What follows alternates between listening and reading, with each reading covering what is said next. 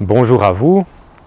Ça faisait longtemps que je voulais faire cette vidéo pour vous parler du gardien, de ce que j'appelle aussi la structure mentale, qui est une notion qui vous est familière si vous êtes abonné au cours du vivant, mais qui vous est étrangère par contre si vous suivez uniquement mes vidéos. J'en ai peut-être parfois parlé, même peut-être avec des dénominations différentes.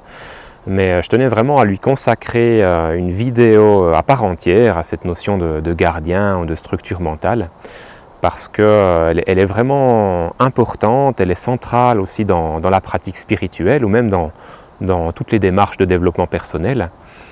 Et si j'ai attendu aussi longtemps avant de faire cette vidéo, c'est parce que je pense qu'il fallait que les choses atteignent une certaine maturité à l'intérieur de moi. Je pense que je n'étais pas prêt auparavant à parler de cette notion-là. Peut-être que je la maîtrisais pas encore assez moi-même, qu'il y avait encore des zones d'ombre, des zones d'incompréhension. Alors ça ne veut pas dire que la façon dont je vais en parler durant cette vidéo sera absolument aboutie, sera absolument dépourvue d'erreurs. D'ailleurs, comme d'habitude, je vous inviterai à faire preuve d'esprit critique, à ne pas prendre mes paroles pour argent comptant. Ce dont je vous fais part, comme d'habitude, c'est le reflet de ma compréhension du moment. Ce n'est pas le reflet d'une vérité absolue. Les choses dont je vous fais part à un instant T sont comme une photographie de ma compréhension, justement, comme je le disais. Et cette compréhension est forcément amenée à évoluer à mesure que j'évolue moi-même, que je fais des expériences, que j'apprends. Donc voilà, il n'y aura pas exception à la règle pour cette vidéo. La chose que je tenais aussi à vous dire en préambule, avant de parler vraiment, d'entrer spécifiquement dans le vif du sujet par rapport à cette notion de gardien, c'est vous parler un petit peu des élans de vie. Alors c'est aussi une notion qui vous est familière si vous suivez le cours du vivant, et si vous ne savez pas ce que c'est que le cours du vivant, là je vous invite à voir le descriptif de la vidéo où j'en parle et où je renvoie vers mon site internet si vous voulez en savoir plus. Les élans de vie, c'est une expression que j'emploie beaucoup par écrit, mais que j'ai peut-être pas souvent employée dans le cadre de ces vidéos. Alors je vais vous en parler un petit peu en préambule. Et pour vous en parler, je vais vous parler de moi-même, de mon expérience par rapport à ces élans de vie. Depuis quelque temps, vous savez, quand on vit des changements à l'intérieur de soi, quand notre réalité intérieure change, la réalité extérieure, elle va nous offrir des reflets par moment de ces changements. Et ces derniers temps, depuis quelques semaines maintenant, les choses bougent beaucoup à l'intérieur de moi par rapport à ces élans de vie, justement. Et des reflets par rapport à ces changements, des reflets extérieurs par rapport à ces changements intérieurs, j'en ai eu assez souvent. Et je tenais à vous en faire part. Vous avez été plusieurs à exprimer, à faire part de changements que vous avez vus en moi-même, dans ma façon de parler, même dans mon apparence physique. Dans le dernier live, il y a même des personnes qui ont fait référence à mon aura, à ses couleurs. Donc vous trouvez qu'il y a des choses qui changent dans ce qui émane de moi, dans mon rayonnement. Et en fait, c'est tout à fait juste. En tout cas, ça correspond à ce que je vis moi-même, à comment je ressens les choses. Je perçois, je constate bien que depuis quelques semaines, c'est plus fluide à l'intérieur de moi. Je suis plus libre dans ma façon de m'exprimer, que ce soit devant la caméra, ici, dans la nature, ou durant un live, ou avec les autres personnes dans la vie de tous les jours. Donc il y a plusieurs cas de figure ou circonstances où je remarque bien que ça bouge, que ça évolue dans le bon sens, avec une plus grande fluidité. Et ça, c'est justement lié à une meilleure circulation en moi-même des élans de vie. Et si je vous parle des élans de vie, c'est parce que en fait, c'est une notion qui est très très liée au gardien. Plus on a un gardien, une structure mentale rigide, moins nos élans de vie peuvent circuler. Et à l'inverse, plus notre gardien il est transparent, il est inactif, plus on est fluide dans cette circulation de nos élans de vie. Et ça veut dire que plus on est fluide, plus on est bien dans sa peau, plus on est bien dans sa peau, plus on est capable d'être soi-même et d'exprimer aussi librement qui on est, la vérité de ce qu'on ressent, plus on est capable aussi d'exprimer nos élans créateurs. Et en fait, ça c'est en lien avec le processus d'individuation, qu'on fasse du développement personnel ou qu'on soit dans une démarche de croissance spirituelle. Eh ben, le but c'est d'incarner de plus en plus qui on est vraiment, pour pouvoir le manifester et offrir en fait ce qu'on a au-dedans, finalement nos qualités, nos dons, notre énergie, notre amour, au monde extérieur pour contribuer à l'harmoniser, à élever les autres, à servir le bien commun, etc. Et pour être capable d'arriver à cet état de fluidité, ça implique justement de maîtriser notre gardien. Parce que, là je vais donner une petite définition des élans de vie.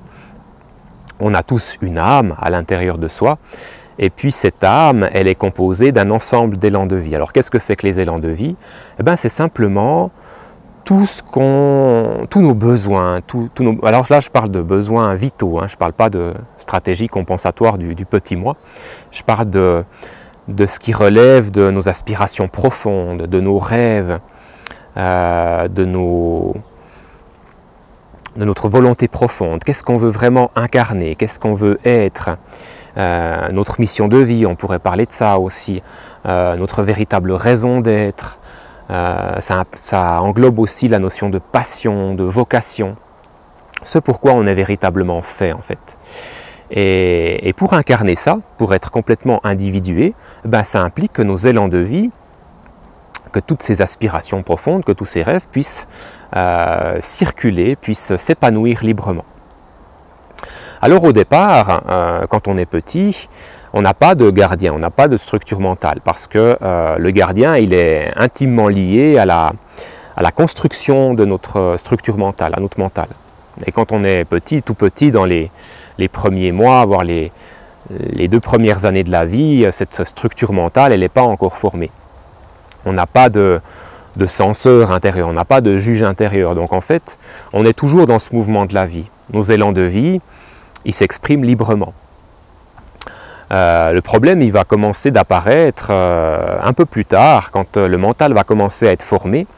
Là, nos élans de vie continuent à vouloir s'exprimer. Par exemple, si je prends l'exemple de l'enfant qui a envie de dessiner, ça c'est un élan de vie. Il a envie d'exprimer sa nature, il a envie d'apprendre, il a envie d'évoluer, il a envie de croître. Et pour ça, il fait des expériences. Alors il va prendre une feuille, il va dessiner, il va faire un gribouillis. Ça ressemble à rien peut-être esthétiquement, mais il est vraiment dans cet écoulement libre de son élan de vie. Et ça lui fait du bien. Il n'est pas attaché au résultat, donc ça veut dire que son mental ne va pas analyser ce qu'il est en train de faire d'un point de vue du résultat, d'un point de vue qualitatif ou quantitatif ou normatif, peu importe. Il ne compare pas en fait son résultat avec une norme. Et ça, cette comparaison, elle va venir du monde extérieur. C'est-à-dire qu'à un moment donné, le monde extérieur va lui faire comprendre que son dessin, ce qu'il est en train de faire, son gribouillis, il est peut-être pas, il n'y a pas de valeur en fait à ce qu'il est en train de faire.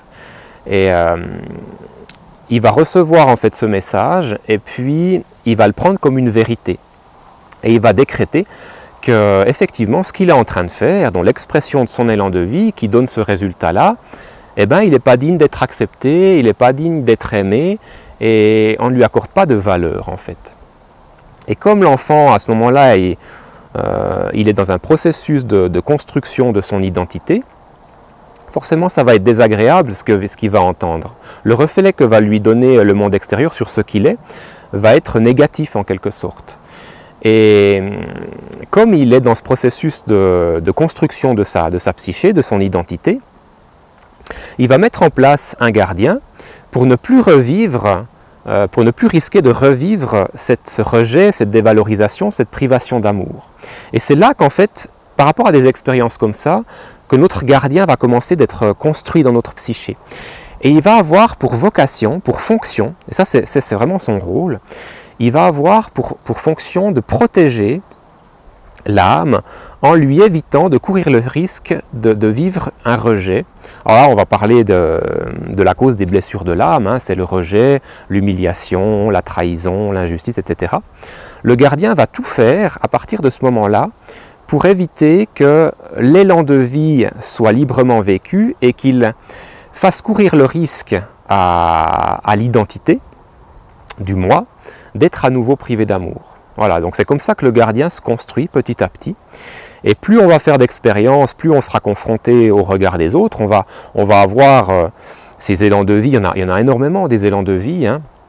Donc si je prends la métaphore de la fleur, tous ces élans de vie sont contenus au départ dans la graine, et pour que la fleur puisse s'épanouir conformément à sa nature, ben, tous ces élans de vie ils vont devoir s'exprimer librement. Et l'enfant, il va continuer à vouloir vivre conformément à sa nature en faisant des expériences, en faisant circuler ses élans de vie. Mais pour certaines fois, ces élans de vie vont être à nouveau réprimés, critiqués, jugés.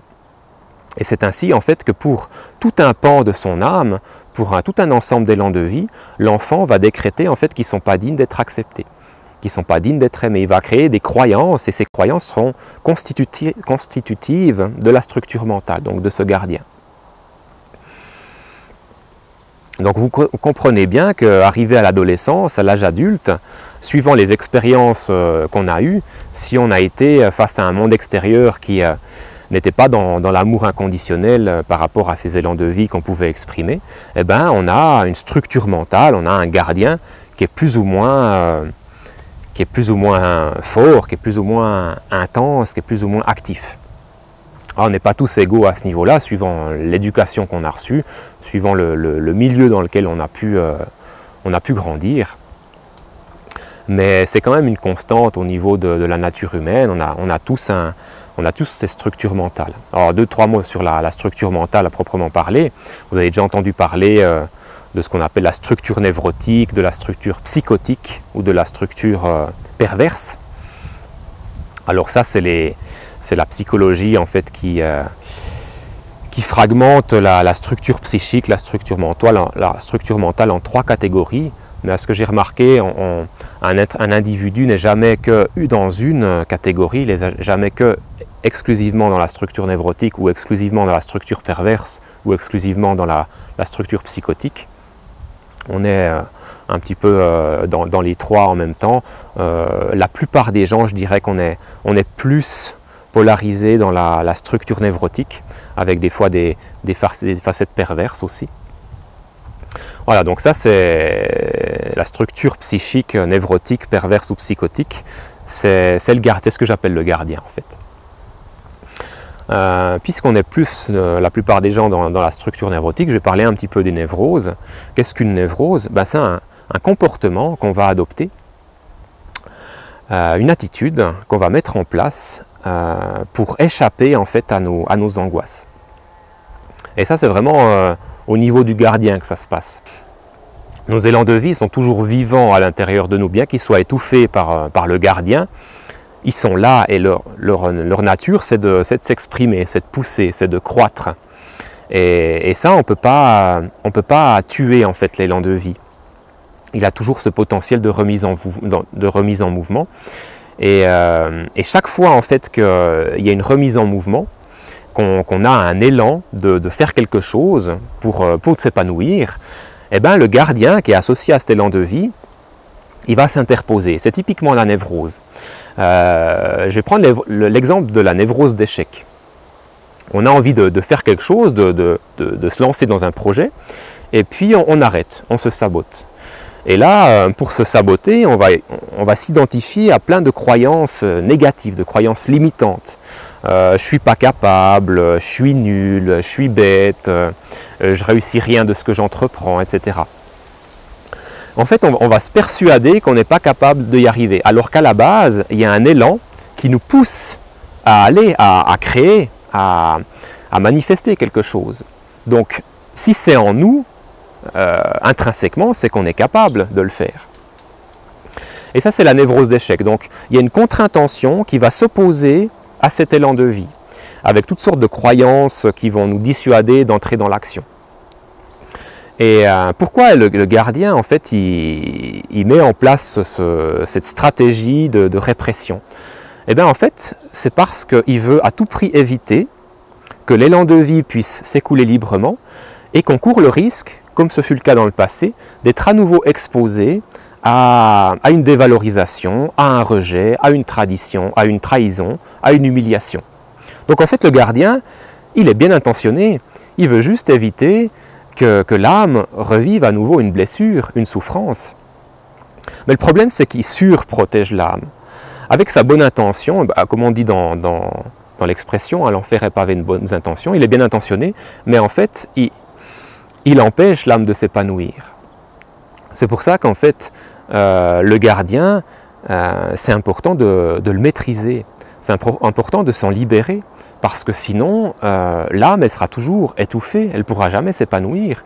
Et nous-mêmes, parce qu'en fait, on est lié à ce gardien, il est en nous, tout comme notre âme est en nous, et bien, tant qu'on est sous l'emprise du gardien, on sera dans la crispation, on sera dans la fermeture, et puis on vivra une forme de souffrance qui vient du fait que notre âme, elle est réprimée, elle est brimée, elle ne peut pas s'épanouir. Quand une âme, elle est épanouie, l'émotion qui témoigne de cet épanouissement, c'est la joie. Et quand, au contraire, l'âme, elle est réprimée, elle est brimée par le gardien, eh ben, c'est les émotions opposées qui vont témoigner en fait de la souffrance de l'âme. Une âme qui ne peut pas s'épanouir, elle est dans la souffrance. Et pour faire le lien avec le grand œuvre alchimique, la souffrance de l'âme, qui vient du fait qu'elle est brimée par la structure mentale, par le gardien, eh ben c'est la nuit noire, c'est l'œuvre au noir en fait, l'œuvre de la putréfaction, où les élans de vie ils sont dans la stagnation en fait, ils sont dans l'ombre, puisqu'ils sont privés en fait de la lumière de l'esprit, qui symbolise l'accueil inconditionnel, l'amour inconditionnel de l'esprit qui accueille les élans de vie. Et pour rester dans l'image de l'ombre et de la lumière, s'il y a de l'ombre, eh bien c'est qu'il y a un voile qui s'interpose entre la lumière et l'ombre. Et ce voile, c'est la structure mentale, c'est le gardien. Le gardien est ce qui divise, est ce qui sépare. Et là, je vais faire l'analogie avec le diable des traditions. Alors je sais que ça peut faire peur de parler du diable, ou ça peut faire réagir, ça peut susciter la polémique. Mais moi je le vois pas comme une entité, bien qu'il puisse revêtir cette forme-là, à l'intérieur de nous, une entité. Donc, vous verrez dans un extrait que je vais vous lire après, on peut l'assimiler à une sorte de diable, de monstre, effectivement. De toute façon, les symboles ont toujours une part de vérité, si on les utilise dans les traditions, c'est pas pour rien. Mais moi, j'aime plutôt prendre les symboles à partir de leur signification profonde. Et si on s'intéresse à l'étymologie du mot diable, c'est diabolos, c'est ce qui se jette en travers, ce qui sépare, ce qui divise. Et qu'est-ce que le diable, qu'est-ce que le gardien, qu'est-ce que la structure mentale va diviser? Qu'est-ce qu'elle va séparer? Eh bien, elle va séparer l'esprit de l'âme. Et si on veut être fluide, si on veut que nos élans de vie circulent librement, si on veut être soi-même, si on veut être bien dans sa peau, eh bien, ça implique de rétablir l'unité à l'intérieur de soi. Donc, de supprimer ce voile. Alors je vais pas dire supprimer, parce qu'on ne va pas s'amputer de cette part de soi-même, on ne va pas la rejeter, on va plutôt la maîtriser, la rendre transparente. On va rendre transparente ce voile en fait, qui sépare la lumière de l'âme, qui sépare l'esprit de l'âme. Et ça permet de se réunifier intérieurement, et ça permet aussi de guérir, parce que les blessures de l'âme, elle vient du fait qu'elle est privée d'amour, qu'elle est privée de l'amour de l'esprit, de sa lumière, de sa lumière. Donc la guérison vient de la restauration des élans de vie, qui vient de la réunification intérieure, qui vient du fait que les ombres, donc les élans de vie brimés, vont être restaurés par la force d'harmonisation de l'amour spirituel, en fait, qu'est la lumière de l'esprit. Donc ça, c'est des concepts, je vous verrai ça. Ça va devenir beaucoup plus concret dans quelques minutes quand je vais vous expliquer comment vivre intérieurement cette réunification. Voilà, mais au travers de cet exemple de la névrose d'échec, je voulais expliquer comment fonctionne le gardien, pourquoi il a été mis en place. En résumé, il a été mis en place pour éviter qu'on revive la possibilité d'être rejeté, d'être trahi, d'être dévalorisé, parce que c'est extrêmement douloureux d'un point de vue de l'identité. Et même les gens qui ont mis en place une structure perverse, à dominante perverse, comme par exemple ce qu'on appelle les personnes perverses narcissiques, les personnes manipulatrices, eh ben, c'est aussi pour protéger l'endroit des blessures de l'âme. Une personne perverse narcissique, elle a une blessure existentielle forte. C'est notamment en lien avec la blessure d'humiliation et de trahison pour ces personnes-là. Et elle va en fait adopter des stratégies, elle va manipuler, elle va manipuler pour se protéger en fait. Et donc, si elle est dans une volonté de se protéger, c'est qu'elle est identifiée à son gardien. La personnalité perverse narcissique, elle est totalement identifiée à cette structure perverse, à ce gardien qui a été mis en place pour protéger la blessure de trahison et d'humiliation. Le problème, et ça je le dis entre parenthèses, c'est que cette identification à la structure perverse, elle est tellement forte pour ces personnes-là que la possibilité de se remettre en question renvoie immédiatement à la notion de faute, donc à la notion de nullité que la personne vit à l'endroit de sa blessure. Et donc ça c'est impossible, parce que dès qu'il y aura possibilité de ressentir cette notion de nullité, le gardien va s'interposer et il va vouloir protéger cette blessure. Et c'est pour ça en fait que les personnes qui sont vraiment polarisées dans la structure perverse ont cette incapacité à se remettre en question. Et c'est dramatique en fait parce qu'elles sont... c'est des cas désespérés quelque part. Hein. Alors il y a peut-être des possibilités de guérison, moi j'en connais pas, je ne sais pas si dans la littérature on en parle, la littérature consacrée à l'étude de ces cas-là. Mais voilà, bon, moi ça c'était pour la parenthèse. Après il y a encore la structure psychotique. Retenez simplement en fait que la structure perverse, la structure psychotique ou la structure la plus largement répandue dans le collectif, c'est-à-dire la structure névrotique, sont en fait des catégories dans lesquelles on peut être un petit peu à chaque fois selon différentes proportions en fonction de notre personnalité. Mais ça c'est la construction du gardien. Voilà, maintenant dans la deuxième partie de la vidéo, on va voir comment est-ce qu'on peut se libérer de ce gardien qui en fait, malgré qu'il soit bien intentionné, nous empêche de nous épanouir et nous fait du mal. Tout comme il peut faire du mal aux autres. Hein. Alors, quand on est identifié à des facettes de la structure perverse, on va faire du mal aux autres. Et puis, quand on est identifié à la structure névrotique, c'est plutôt à nous qu'on va faire du mal. Mais dans tous les cas, en fait, ce gardien, il est nuisible. Hein. Il fait du mal, il déstructure, il crée le chaos. C'est un facteur de disharmonie en fait. C'est pour ça que c'est important de prendre conscience de son fonctionnement et puis de trouver un positionnement intérieur qui va permettre de ne plus être sous son emprise. Et en se libérant en fait de son emprise, de rétablir la connexion entre l'esprit et l'âme pour que la lumière de l'esprit puisse redonner le mouvement à ses élans de vie, les restaurer, pour que l'âme en retour puisse s'épanouir et puis offrir le meilleur d'elle-même. Alors, il faut bien comprendre qu'on n'est pas le gardien, mais on s'y identifie. Et c'est comme ça en fait qu'il peut nous influencer, qu'il peut nous maintenir sous son emprise. Le gardien,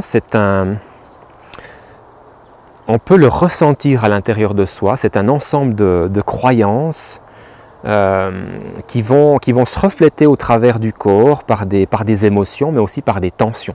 Donc c'est un champ d'énergie psychique qui est tout à fait identifiable, qu'on peut vraiment bien ressentir à l'intérieur de soi.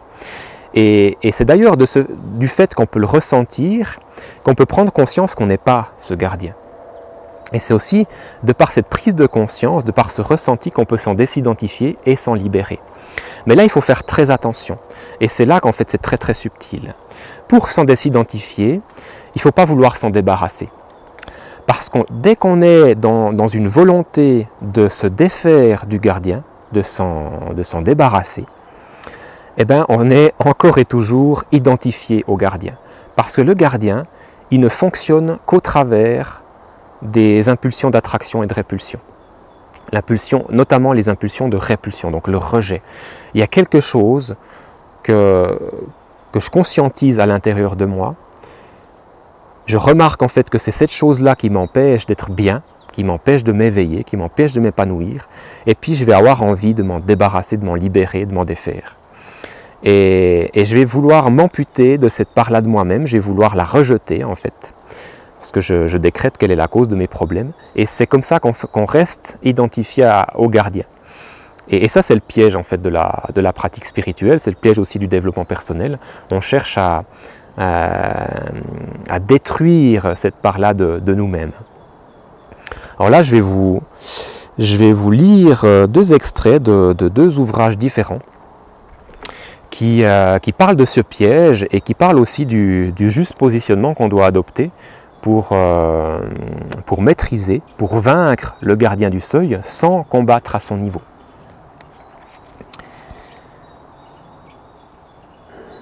Alors le premier extrait que je vais vous lire, il est tiré de ce livre ici, Le pouvoir du moment présent, que vous connaissez sûrement, qui est un best-seller écrit par Eckhart Tolle. Alors, il cite Saint Paul, et il dit, en citant Saint Paul, « On peut tout dévoiler en l'exposant à la lumière, et tout ce qui est ainsi exposé devient lui-même lumière. » C'est les paroles attribuées à Saint Paul. Et ensuite, Eckhart Tolle commente en disant « Tout comme vous ne pouvez vous battre contre l'obscurité, vous ne pouvez pas non plus vous battre contre le corps de souffrance. » Or, ce qu'il appelle le corps de souffrance, moi je l'associerais au gardien, associé à toutes les blessures de l'âme. Essayer de le faire, donc de se battre contre le gardien, créerait un conflit intérieur et par conséquent davantage de souffrance. Il suffit de l'observer, donc le gardien, et cela suppose l'accepter comme une partie de ce qui est en ce moment. Voilà. Ensuite, deux pages plus loin, il explique, il résume le processus de cet accueil, en fait, de ce juste positionnement intérieur par rapport au gardien, en disant « Concentrez votre attention sur le sentiment qui vous habite. » Comme je disais avant, c'est un champ d'énergie psychique, donc on peut le ressentir, on peut le sonder. Sachez qu'il s'agit du corps de souffrance. Sachez qu'il s'agit du gardien. Acceptez le fait qu'il soit là, n'y pensez pas, ne transformez pas le sentiment en pensée, ne le jugez pas, ne l'analysez pas. Alors là, j'apporterai une petite nuance, une petite spécification à ces propos. Le ne pas, il est déjà dans une forme d'opposition par rapport à ce qui est, donc je ne formulerai pas les choses comme il les a formulées. Je dirais plutôt, s'il y a une part de nous qui juge, qui se met à juger le gardien, eh bien, on en prend conscience de la même manière que le gardien. Parce que cette partie qui juge, si on la réprime, eh bien, si on se dit « il ne faut pas que je juge », on est de nouveau identifié au gardien. Vous voyez, donc c'est très subtil. Il n'y a rien à rejeter à ce moment-là, il y a tout à prendre conscience. Restez présent et continuez d'être le témoin de ce qui se passe en vous. Devenez conscient non seulement de la souffrance émotionnelle, mais aussi de celui qui observe, l'observateur silencieux. Alors ça, c'est intéressant qu'il apporte cette petite précision aussi. Il dit qu'il ne faut pas se contenter d'uniquement ressentir le champ d'énergie du gardien, ce qu'il appelle le corps de souffrance, mais qu'on peut aussi prendre conscience de l'observateur qui prend conscience. Celui qui observe, l'observateur silencieux, comme il l'appelle. Et ça, c'est très intéressant parce que si on prend conscience de soi-même en tant qu'observateur, alors on évite absolument de tomber dans le piège de l'identification au gardien. Parce que quand on prend conscience de soi-même en tant qu'observateur, on est vraiment à la racine de qui on est, là où il n'y a aucune identification. Et d'ailleurs, pour les personnes qui ont l'habitude de méditer de cette manière-là, en s'observant en tant qu'esprit, eh ben, elles auront remarqué à quel point ça calme le mental, à quel point on arrive facilement dans la paix de l'esprit. Enfin, facilement non, parce que c'est relativement difficile, mais c'est efficace si on s'y entraîne. Voilà, ça c'était pour l'extrait d'Eckhart Tolle. Je vais vous lire maintenant un autre extrait tiré de ce livre ici, Apprivoiser votre gremlin, écrit par un Américain du nom de Richard Carson. C'est un ouvrage qui n'est malheureusement plus édité, qui est bien moins connu que l'ouvrage d'Eckhart Tolle, qui est dommage d'ailleurs parce qu'il gagnerait à être connu. Alors ce que l'auteur appelle le gremlin d'une façon affectueuse, on n'est pas ici dans la haine de ce monstre intérieur, c'est typiquement ce que j'appelle moi-même le gardien. Et si c'est un petit monstre, ben ça fait aussi référence au petit diable, petit diablotin intérieur, qui, bien qu'il soit bien intentionné, nous fait du mal. Alors, cet extrait le voici. À force d'observer en direct qui vous êtes, comment vous vous sentez, les mythes de votre gremlin, les habitudes qu'il vous a amené à contracter, ainsi que les concepts qu'il s'efforce de perpétuer, il va se produire un réajustement automatique et positif de l'intensité de votre joie de vivre. Pourquoi en est-il ainsi? Je n'en sais rien. Mais c'est pourtant ce qui se passe et il en a toujours été ainsi. Certains nomment ce phénomène la théorie existentielle du changement, d'autres l'appellent la théorie du changement de la Gestalt, d'autres encore disent qu'il s'agit de la théorie paradoxale du changement, tandis qu'il en est encore qui lui donne le nom de théorie zen du changement.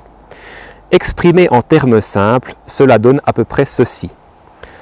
Je ne change pas en m'efforçant d'être autre que ce que je suis, je change en étant totalement conscient de la manière dont je me sens. Voilà. Voilà donc, au travers de ces extraits que je vous ai lus, on comprend que le juste positionnement intérieur par rapport à notre gardien, c'est d'en prendre conscience sans volonté de le voir disparaître, sans volonté que les choses soient différentes de ce qu'elles sont.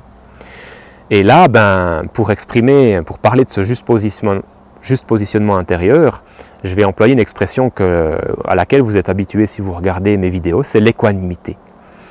Si on regarde ce qui s'exprime, ce qui se manifeste à l'intérieur de nous avec équanimité, alors forcément on va être désidentifié du gardien. Comme je le disais, le gardien ne peut que fonctionner au travers de l'attachement et du rejet, au travers du désir et de l'aversion. Alors que dans l'équanimité, c'est l'équilibre parfait au niveau de l'esprit. Il n'y a plus aucune impulsion d'attraction et de répulsion qui nous influence. On n'est pas en train de désirer quelque chose parce qu'on en a envie, parce qu'on l'aime. On n'est pas en train de vouloir rejeter cette chose, ce quelque chose, parce qu'on ne l'aime pas, parce qu'on sent que c'est l'obstacle qui nous empêche d'être bien, de s'éveiller, etc. Et ça, c'est le paradoxe du changement, comme le disait Richard Carson. C'est quand on cesse de vouloir changer les choses à l'intérieur de soi, en se plaçant dans cette équanimité, dans cette absence de volonté, que les choses vont changer. Ce qui empêche le changement, en fait, et ce qui maintient l'âme dans sa souffrance, c'est l'identification de nous-mêmes en tant qu'esprit à la structure mentale. Alors si on se désidentifie de la structure mentale, alors la vie, elle reprend son mouvement, et puis là, les choses changent. On se remet en mouvement, nos élans de vie se restaurent, et puis si on se maintient dans cette équanimité, qui est synonyme d'accueil inconditionnel, ces élans de vie vont se manifester sous la forme de rêves, d'aspirations, de pensées, mais ça sera des pensées élevées, des pensées qui sont utiles à notre épanouissement. Et puis on va se laisser partir dans ces rêveries et ça Ça va nous procurer de la joie, l'émotion qu'on va ressentir, ça peut être aussi de la plénitude, un sentiment de satisfaction, de contentement profond. Ben, ces sentiments, ils vont être les témoins de la restauration de nos élans de vie, de la joie en fait que ressent l'âme naturellement quand elle peut s'exprimer dans sa nature, quand elle est accueillie par l'esprit qui l'aime inconditionnellement. Et quand on est dans cet état-là, ben, il y a une unité à l'intérieur de nous. Le voile psychique qui est en fait le gardien, la structure mentale, a été rendu transparent. Et la lumière, elle pénètre complètement l'âme. Elle donne du rythme, elle donne du mouvement à ces élans de vie. Et quand c'est ce qui se passe à l'intérieur de soi, ben, il y a cet épanouissement. Notre fleur intérieure, notre âme, elle peut éclore, elle peut offrir sa beauté, sa joie de vivre, son rayonnement, ses plus beaux fruits. Et puis face à quelqu'un qui est dans cette unité intérieure, dans cette réunification, dans cette fluidité, eh ben, on va sentir la nature, on va sentir la vie. Et ça fait du bien en fait d'être face à quelqu'un qui est dans ce rayonnement. Alors après, ce qui fait du bien, c'est le rayonnement, c'est l'énergie en fait qui va émaner de cette personne. C'est pas tant ce qu'il va dire ou ce qu'il va faire qui va faire du bien, mais c'est voilà, c'est ce qui émane de lui. Et je dis ça parce que souvent, le mental d'une personne a tendance à se focaliser sur ce que la personne va dire, elle va l'interpréter de façon analytique. Et du coup, elle va se couper de ce qui émane de cette personne. Elle va se braquer sur ce que la personne dit parce que ça ne correspond pas à son idéologie, à son système de croyance. Et en fait, en faisant ça, elle s'empêche de recevoir ce qu'il y a de bon de cette personne. C'est un petit peu, pour utiliser une image, comme si je disais que on allait décréter que le soleil qui brille dans le ciel, ben en fait la longueur de ses rayons ou sa teinte ou son éclat, il est pas à la hauteur de nos espérances, de la norme, et puis qu'on allait du coup mésestimer toute la chaleur, toute l'énergie qu'il nous apporte. Voilà, ben c'est un petit peu l'image. Voilà, donc je pense que j'ai fait le tour de la question. Vous voyez, la notion de gardien, elle est finalement assez simple à définir. Ce qui est un petit peu moins simple, ce qui est un petit peu moins facile, c'est de trouver ce juste positionnement à l'intérieur qui va permettre de le maîtriser.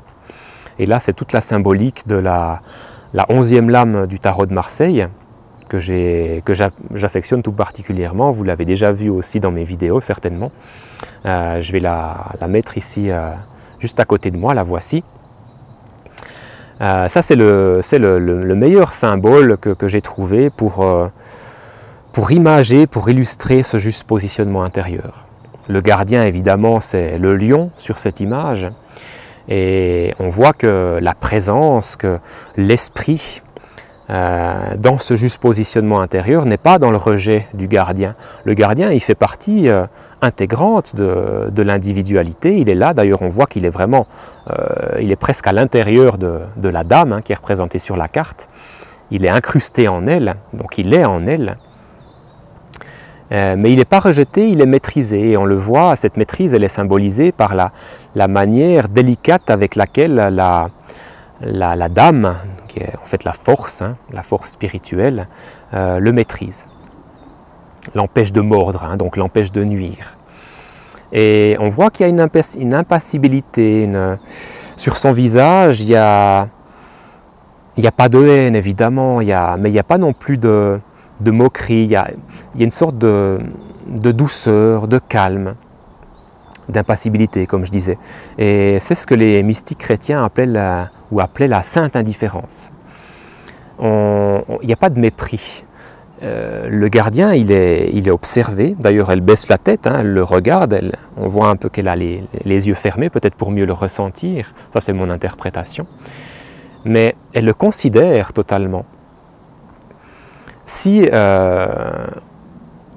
dans ce positionnement, on décrète que le gardien il est quelque chose de mauvais, qu'il est nuisible et qu'on ne l'aime pas, eh ben, lui-même se sent rejeté et on est de nouveau dans une dynamique d'opposition. c'est lui qui nous manipule. Et comme le disait Jung, ce à quoi on s'oppose résiste. Donc on va renforcer le gardien en cherchant à se battre contre lui-même. C'est toute la symbolique aussi du combat entre Thésée et le Minotaure. Thésée a perdu son combat spirituel contre le Minotaure parce qu'il l'a terrassé en utilisant la bestialité, en utilisant la massue de cuir, qui est le symbole du combat à partir des impulsions d'attraction et de répulsion. Et il aurait triomphé spirituellement s'il avait utilisé son autre arme, qui est l'épée d'or, qui est un symbole du regard équanime, du regard inconditionnellement bienveillant de l'esprit. Et il aurait triomphé spirituellement en intégrant le Minotaure en lui-même, plutôt que de vouloir le tuer et s'en débarrasser. Voilà, donc ça, ce juste positionnement est symbolisé par la force dans la 11e lame du tarot de Marseille. Et on peut toujours se remémorer cette carte pour se rappeler ce juste positionnement. Donc en résumé, c'est vraiment important de ne pas décréter qu'il y a un problème à l'intérieur de soi quand on conscientise l'influence, la présence du gardien. Et ce juste positionnement, il sera dans la présence aimante, enveloppante de tout ce qui se manifeste à l'intérieur de soi, tant l'énergie du gardien que des émotions plus profondes qui peuvent témoigner du degré de satisfaction ou d'insatisfaction des besoins associés aux élans de vie. Voilà, donc tout ça, c'est le gardien, les élans de vie, on est dans le ressenti, hein, on est dans la substance, on est dans le champ d'énergie psychique. Et nous, on est l'esprit. Nous, on est, pour utiliser une autre image, tout ce qui relève de l'âme, tout ce qui appartient à l'âme, aussi le gardien qui lui est associé pour la protéger, c'est la terre, pour utiliser une image, avec tous les phénomènes qu'il peut y avoir. Sur la terre, il y a des orages, il y a du vent, il y a des rivières, il y a des minéraux, il y a des animaux, il y a de la vie, c'est le vivant. L'esprit, c'est le soleil. Donc en nous, il y a l'âme et puis il y a l'esprit. Il y a la terre avec tous ces phénomènes, c'est l'âme, et puis il y a le soleil, c'est l'observateur, c'est la lumière spirituelle. Le soleil, l'esprit que nous sommes, il projette ses rayons sur tous les phénomènes qu'il y a sur terre, même sur un criminel, de la même manière qu'il projette sa lumière sur un saint. Sur terre, il y a de la pollution, il y a du chaos.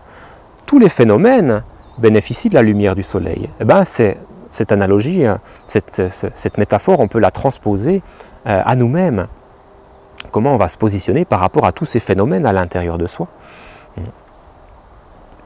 Et c'est en prenant la position de l'observateur neutre dans cette sainte indifférence que notre lumière, elle va vraiment pouvoir pénétrer l'âme et puis y réaliser la restauration de son potentiel vital.